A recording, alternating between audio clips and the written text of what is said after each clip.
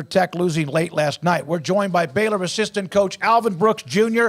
with us on 365 Sports with Craig and Paul and David Smoke. Alvin, I know you guys are trying to focus in on the game going on right now too, but congratulations. You know, you never know about the first weekend in the tournament. You guys took care of business, and it looked like you guys were locked in pretty quickly. Yes, first of all, thank you for having me on. I think, one thing that we wanted to focus on was, start early and finish strong. And, we didn't start great in the Big 12 tournament, neither game. And so I think our guys took it to heart, and we did a great job of starting early and playing at a high level early.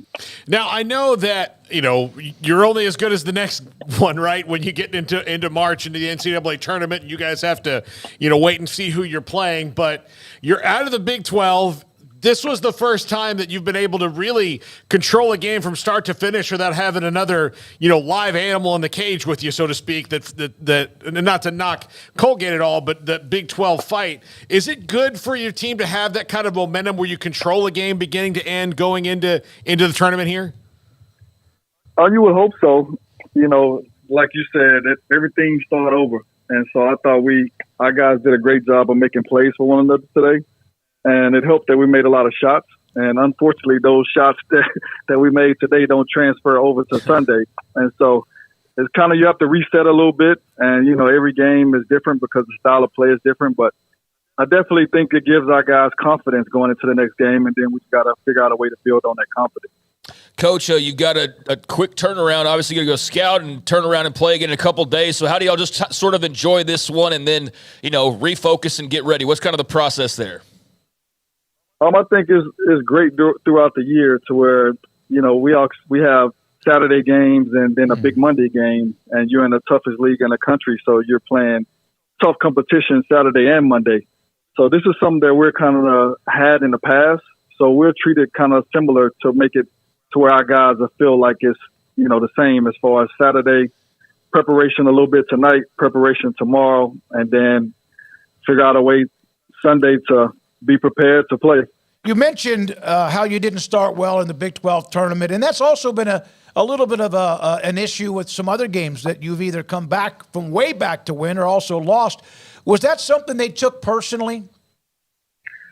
It looked like it. I hadn't had a chance to talk to the guys individually about it, but from their actions, it looked like it's something that they took personal, and they came out and, to their credit, they were locked in and they made a lot of plays for one another early. And so I think that gave us a little bit of confidence early, and then really proud of them for the second half, because most of the times you relax, and, they never relax. They continue to execute. Alvin, I've noticed that the loss of Langston in your lineup has hurt, everybody. I mean, he's a fantastic player, and he's kind of one of those like little engines that makes the offense go whenever he comes in the game. And it's particularly maybe a little harder on Jacoby, who as a freshman, I think, felt maybe a little more need to make up those points you lose from Langston. How good is it to see Jacoby today get back in his bag and be the Jacoby Walter that he is so capable of being? Oh, it was great. It was great to see him. Jacoby has always stepped up in big moments. And so he's a player that, throughout the year when we've had, big games or we needed him in big moments, he's delivered. And so I think today is just another testament of that. But it's definitely great to see him, make a lot of shots and, have his confidence playing with the swag that he has. And, hopefully he continues that moving forward. Was watching Jalen Bridges in the post game. Just seems like such a likable guy. What's it like been coaching him the last couple of years? Man, unbelievable. It's been great. I mean, he's a great person, always have a great spirit. And I think, him going through the draft process last year, I think he matured through that process because it gave him an opportunity to see what he needs to work on to be a pro. And I think he took it to heart, and he came back with a great mindset, one to be coaching. He's playing like a guy that doesn't want to stop playing. So, we need him to continue to be a leader and continue to lead by example. Alvin, I know you got to go, and you guys have another game to watch with that one between New Mexico and Clemson. Clemson up big right now at halftime, a long way to go in that game. You stay focused, right? You let them enjoy it. go have something to eat or maybe go watch the next game and then start scouting, is having almost 2 full days and now your feet are on the ground. How much will that help?